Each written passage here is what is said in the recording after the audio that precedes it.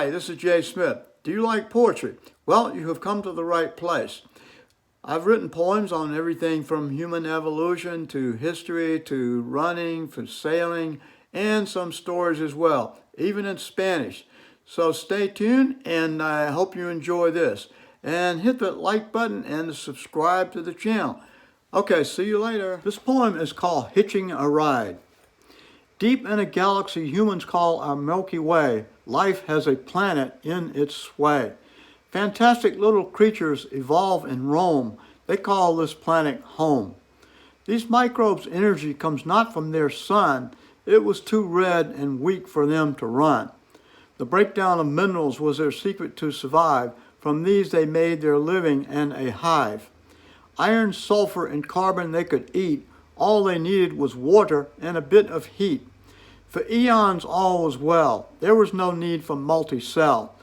But nothing continues forever, this we know. Events and processes are always on the go.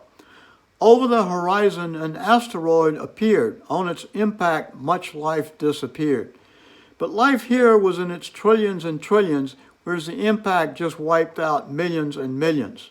Some rocks were blasted into the sky, some went even more high. Around their M-class star they did spin, some years passed, and then certain rare rocks escaped their sun's gravity. Now they became galactic voyages and free. Such rocks were not totally sterile and cold. They carried minuscule spores in their hull.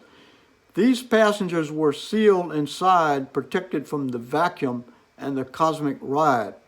As their sun's gravity did recede, into deep space they did speed.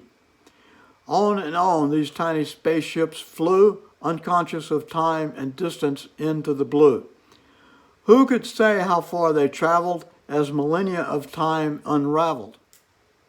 But much time passed and some rocks fell into another sun's gravity well. Now around this G-class star they revolved much debris, contributing every kind of rocky variety. Planets made their ellipses, occasionally experiencing eclipses. Our spores have almost completed their ride. Perhaps fate was on their side. They circled a planet, rocky and wet. Maybe their journey will be successful yet. Through an atmosphere they did speed, driven by gravity, air currents, and need. Some fell on oceans blue, others landed on landscapes anew. Rocks impacted, spores were thrown free. What they encountered next is important historically. It's a molecule called H2O, the solvent that makes life go. Spores awoke, they ran riot with glee. Now everything was a possibility. From such beginnings life abounded. Surely one could be astounded. After some 4 billion years a creature arose that could think and walk on its toes. It would conjure up this beginning story in all its essence and glory.